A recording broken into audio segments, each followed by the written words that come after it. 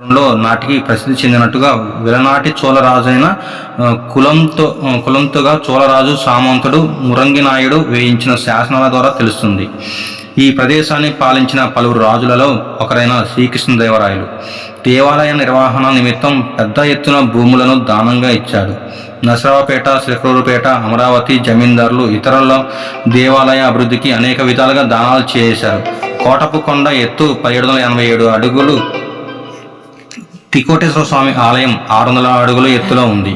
ఈ ఆలయాన్ని భక్తులు కొండపైకి ఎక్కడానికి సుమారు 703 మెట్లతో మెట్ల మార్గాన్ని కీర్తిశేషులు 1761లో నరసరావుపేట జమీందారు శ్రీ రాజా మల్రాజ్ నరసింహరాయుని నిర్మించాడు.